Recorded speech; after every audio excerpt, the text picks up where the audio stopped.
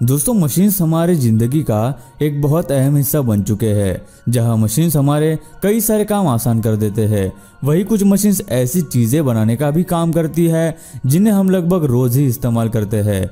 आज की इस कमाल की वीडियो में हम आपको कुछ ऐसी ही मशीन्स दिखाने वाले हैं जो हमारे रोजाना के इस्तेमाल होने वाली और खाने की कई सारी चीज़ों को बनाने का काम करती है। और शायद ही आपको पता होगा कि इन सब चीज़ों को आखिर कैसे बनाया जाता होगा। तो इस वीडियो को लास्ट तक जरूर देखें, काफ़ी इंटरेस्टिंग वीडियो होने वाली है। शुरुआत करते हैं hot dog bread making machine से। हॉट डॉग खाना बहुत से लोगों को पसंद होता है। आज के दौर में इसे पॉपुलर फूड में से एक माना जाता है। इसे खाने के लिए हॉट डॉग ब्रेड की बहुत ज़रूरत पड़ती है, लेकिन आपने कभी ये सोचा नहीं होगा कि आखिर इन्हें कैसे बनाया जाता है। सबसे पहले इस ब्रेड के मिक्सचर को एक मशीन में डाल दिया जाता है,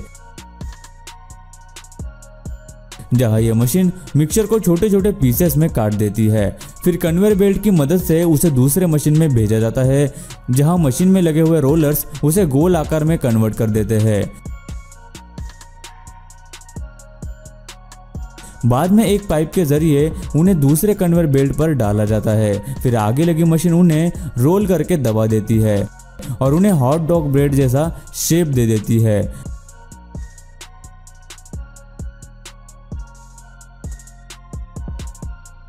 बाद में उन्हें एक बड़े से कन्वेयर बेल्ट पर रखा जाता है, जिसके बाद दो कर्मचारी उन्हें ठीक बीच में से काट देते हैं।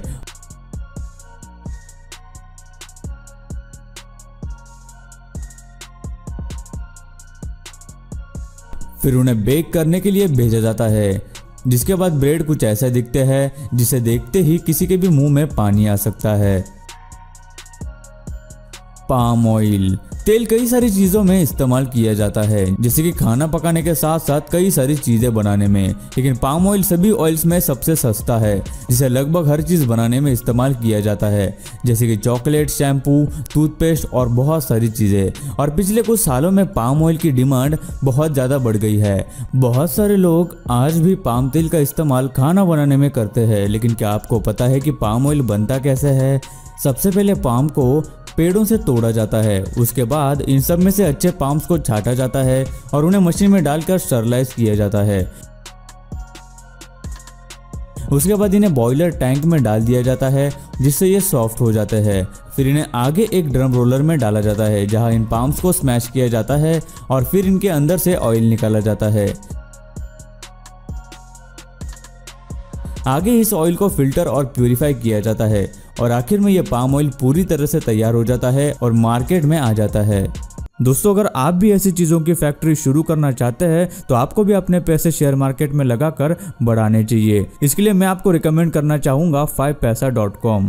5paisa.com is making investing easy and rewarding. 5paisa India के टॉप ब्रोकर्स में से एक है। दोस्तों केवल 4 साल में 5paisa ने 12 लाख प्लस कस्टमर्स जोड़ लिए हैं। ऐसा पॉसिबल हो पाया है 5paisa के paperless hassle free demat account process के वजह से। आप 5 मिनट में अपना फ्री डीमैट अकाउंट ओपन कर सकते हो 5paisa मोबाइल ऐप के थ्रू। प्ले स्टोर या फिर डिस्क्रिप्शन में दिए गए लिंक पर क्लिक करके 5paisa मोबाइल ऐप डाउनलोड करें, mobile number, email ID verify करें, फिर PAN card, date of birth, bank details verify करें और पर्सनल इंफॉर्मेशन जैसे कि एड्रेस, ऑक्यूपेशन और एनुअल इनकम फिल करें और अकाउंट ओपनिंग फॉर्म पर ई साइन करें। 5paisa मोबाइल ऐप पर आप equity, F&O, commodities, currency, gold, direct mutual funds में इन्वेस्ट कर सकते हैं। स्टॉक स्पेसिफिक टिप्स के साथ आप फ्री में अपना मार्केट रिसर्च कर सकते हो स्टॉक मार्केट के ऊपर। आपके लिए एक्सक्लूसिव ऑफर भी है, ऑफर 250। ये कोड यूज करने पर आपको ₹250 मिलेगा, जिससे आप अपनी इन्वेस्टमेंट की जर्नी स्टार्ट कर सकते हो। तो फिर देर किस बात की है,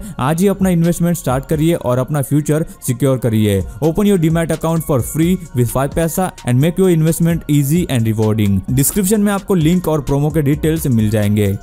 शैंपेन मेकिंग प्रोसेस। अलग अलग लोगों को तरह तरह की शराब पसंद होती है, जैसे कि बियर, विस्की, शैंपेन वगैरह। लेकिन क्या आपने कभी सोचा है कि शैंपेन बनती कैसे है? सबसे पहले अंगूरों को खेतों से तोड़कर फैक्ट्री में लाया जाता है। उसके बाद उन्हें अच्छे से धोकर उनका जूस निकाला जाता है और फिर उसे फिल्टर किया जाता है। फिर इस जूस को बड़े कंटेनर्स में डालकर उसमें ईस्ट यानी खमीर डाला जाता है और फर्मेंटेशन प्रोसेस की जाती है और इसे 10 दिन तक ऐसे ही रखा जाता है। इन 10 दिनों में ईस्ट उस जूस में मौजूद शुगर को शराब में बदल देती है। उसके बाद इसे बॉटल्स में भरकर 5 हफ्तों तक रखा जाता है। उसके बाद एक्सपर्ट्स इसे टेस्ट करते हैं और उसके बाद इन्हें बैरल्स में भरकर 10 सालों तक रखा जाता है। लेकिन उसके पहले इस बैरल के अंदर एक सल्फर डिस्क को जलाकर बैरल के नॉब के साथ लगाया जाता है, जिससे बैरल के अंदर के बैक्टीरिया मर जाते हैं। और सालों तक शैंपेन को बैरल में रखने के बाद इसे वापस से एक्सपर्ट द्वारा टेस्ट किया जाता है और तैयार शैंपेन को बोतल में भरा जाता है। और उसके साथ ही एक सीक्रेट इंग्रेडिएंट डालकर शैंपेन की बोतल को पैक किया जाता है और शैंपेन पूरी तरह से तैयार हो जाती है। Making of candy.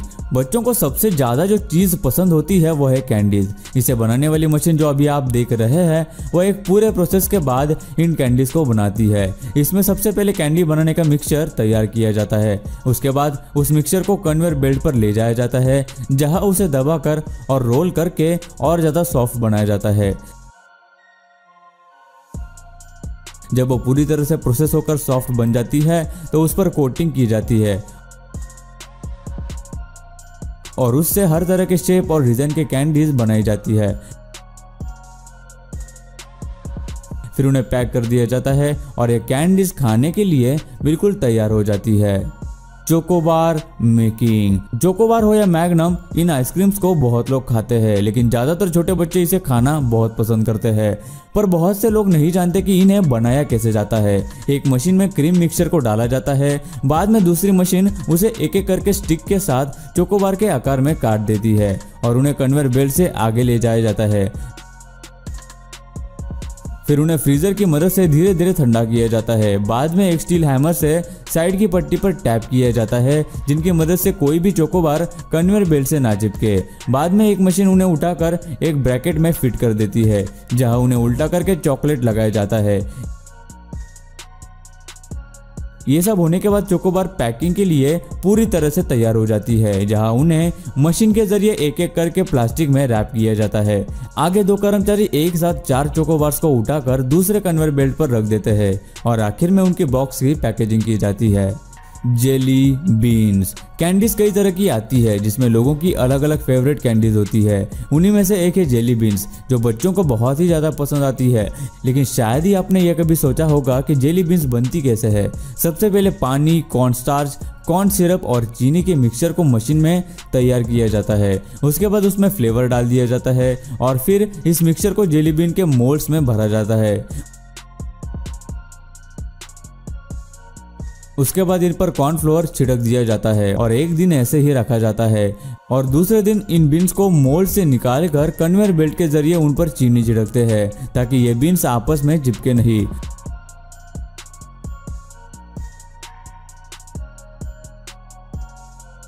और आखिर में इन बीन्स को एक रोलर में डालकर उसमें पॉलिश डाली जाती है, जिससे बीन्स अच्छे से चमकते हुए तैयार हो जाते हैं। Sweet corn. कॉर्न आप सब ने कभी ना कभी खाया होगा।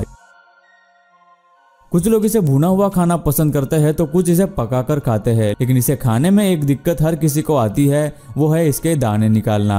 यह बहुत मेहनत और समय लेने वाला काम है, इसलिए बड़ी बड़ी फैक्ट्रीज इन्हें रेडीमेड कैंस में बेचते हैं। अभी हम आपको वही मशीन दिखाने वाले हैं जो बड़ी बड़ी कंपनीज इस्तेमाल करती है। सबसे पहले खेतों से कॉर्न को निकाल कर इस मशीन में डाला जाता है। उसके बाद यह मशीन उनके छिलकों को निकाल देती है। उसके बाद ये उन मक्कों को अच्छी तरह से धो देती है। फिर इस मशीन में लगा ब्लेड इन मक्के के दानों को बिना नुकसान पहुंचाए काट कर निकाल देती है और इन्हें प्रोसेस करके कैन में पैक कर देती है। ये बहुत ही सिंपल प्रोसेस था, लेकिन अगर इंसान ये प्रोसेस करने जाए तो यार बहुत ही ज़्यादा टाइम लगता है।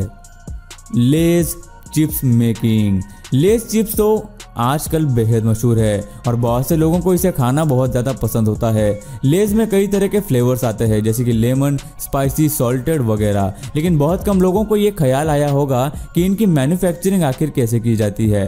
तो इनकी शुरुआत ढेर सारे आलूओं से की जाती है, जहां उन्हें एक बड़े से कंटेनर से उतार कर कन्वेयर बेल्ट की मदद से वॉशिंग मशीन में डाला जाता है, जहां उन्हें धोकर उन पर लगे हुए छिलकों को भी हटाया जाता है।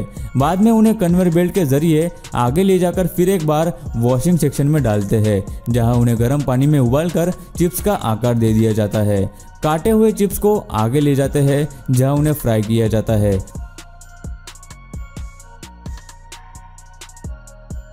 उसके बाद उन्हें एक वाइब्रेटिंग कन्वेयर बेल्ट पर भेजते हैं, जहां उन पर एक मशीन के जरिए मनचाहा फ्लेवर मिक्स किया जाता है। फ्लेवर डालने के बाद उन्हें एक रोटेटिंग मशीन में डालते हैं, जहां मशीन बने हुए चिप्स को अच्छे से मिक्स करने का काम करती है। मिक्स हो जाने पर उन्हें दूसरे कन्वेयर बेल्ट से ऊपर ले जाया जाता है और आगे उन्हें पैकेजिंग के लिए भेजते हैं। इस तरह आपके मनपसंद लेस चिप्स मार्केट में आने के लिए पूरी तरह से तैयार हो जाते हैं। और गाइस अब लास्ट में आता है पार्ले जी बिस्किट। पार्ले जी बिस्किट के बारे में तो लगभग सभी जानते हैं और इन्हें खाना बहुत लोगों को पसंद होता है, लेकिन बहुत ही कम लोगों को पता होगा कि ये आखिर बनते कैसे हैं। इनकी शुरुआत व्हीट फ्लोर, शक्कर और एडिबल ऑयल से की जाती है। सबसे पहले व्हीट फ्लोर को अच्छे से छाना जाता है, फिर एक शिफ्टर में शुगर को छानकर आगे भेजा जाता है। उसके बाद एक टैंक में व्हीट फ्लोर, शुगर, पानी और ऑयल को मिक्स किया जाता है और करीब 90 सेकंड में ही इनका मिक्सचर बनकर तैयार हो जाता है। फिर बनाए गए मिक्सचर को मोल्डिंग सेक्शन में भेजा जाता है, जहां उन्हें 28 से 32 डिग्री सेल्सियस के तापमान के बीच मेंटेन किया जाता है। उसके बाद 2 कन्वेयर बेल्ट बने हुए बिस्किट मिक्सचर को 2 रोलर की मदद से बिस्किट का आकार देते हैं, जहां ये रोलर्स एक बार में 384 बिस्किट्स बनाते हैं। फिर उन्हें बेकिंग सेक्शन में भेजा जाता है, जहां उन्हें 120 से 240 डिग्री टेम्परेचर में बेक किया जाता है, जिससे बिस्किट ब्राउन होना शुरू हो जाते हैं, जिसे कलरिंग भी कहा जाता है। बाद में उन्हें कूलिंग सेक्शन में भेजा जाता है, जहां उन्हें 7 से 8 मिनट तक नेचुरली ठंडा किया जाता है और इस तरह बिस्किट्स तैयार हो जाते हैं। आगे उन्हें 6 लाइन से गुजरकर पैकेजिंग के लिए भेजा जाता है। इस फैक्ट्री में एक दिन में लगभग 40 करोड़ बिस्किट्स बनाए जाते हैं। सच में है ना कमाल की चीज। सो गाइस, आपको इस वीडियो में से कौन सी चीज सबसे ज्यादा कमाल की लगी, हमें नीचे कमेंट करके जरूर बताना। मैं मिलता हूँ आपको इसकी नेक्स्ट धमाकेदार वीडियो में, तब तक के लिए नमस्कार।